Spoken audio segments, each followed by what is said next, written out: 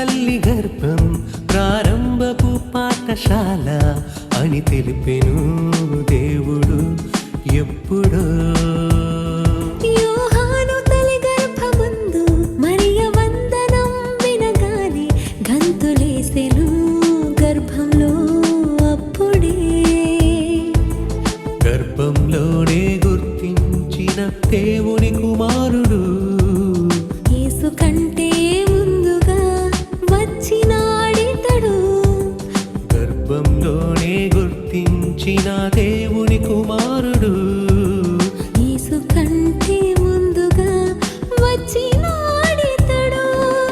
లోకంతో పని ఎందుకు తనకు, దేవుని పనులే ముఖ్యం తనకు. క్రీస్తు సువార్తను స్థిరపరచుటకు పరలోకం కొరకు. లోకంతో పని ఎందుకు తనకు, దేవుని పనులే ముఖ్యం తనకు. క్రీస్తు సువార్తను స్థిరపరచుటకు పరలోకం కొరకు.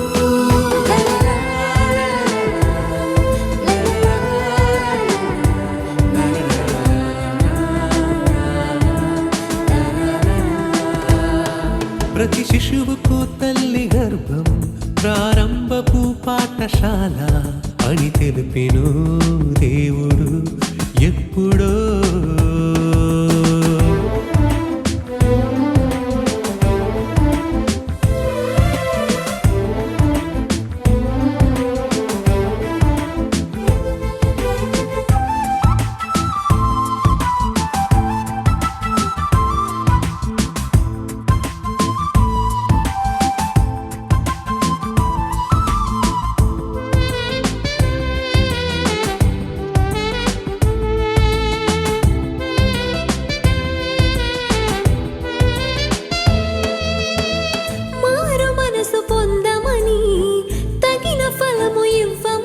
బాప్తిస్మమే ఇచ్చిన యోహాను ఇతడే.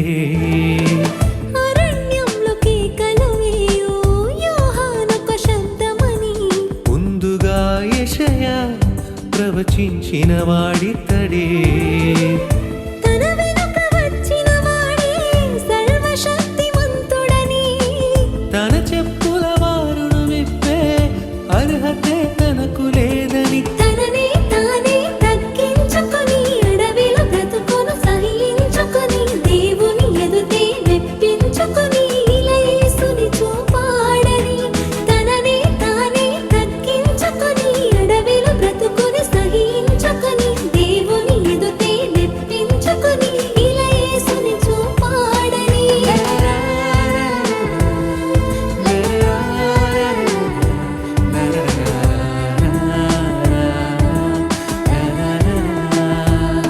ప్రతి శిశువుకు తల్లి గర్భం ప్రారంభపు పాఠశాల అని తెలిపెను దేవుడు ఎప్పుడో.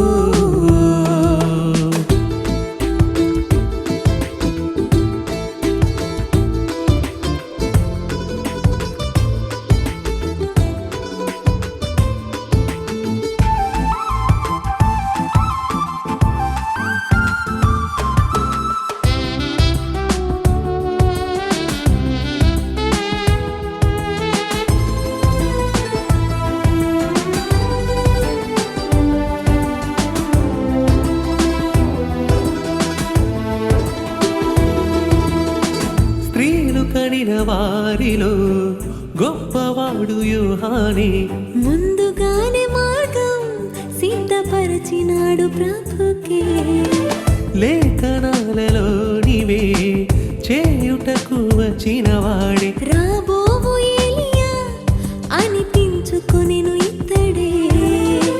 లోక పాపములను మోసే గొర్రె పిల్ల ఇతడే అని ప్రభువును గూర్చి సాక్ష్యమిచ్చి శిష్యులను ప్రభుతో పంపి. తండ్రుల హృదయము పిల్లల వైపుకు, పిల్లల హృదయము తండ్రుల వైపుకు, మనుషుల హృదయము దేవుని వైపుకు త్రిప్పెను చివరకు.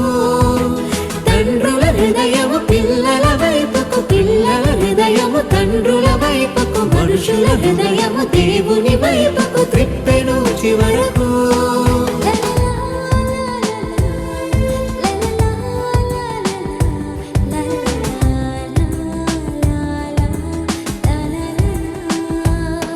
ప్రతి శిశువుకు తల్లి గర్భం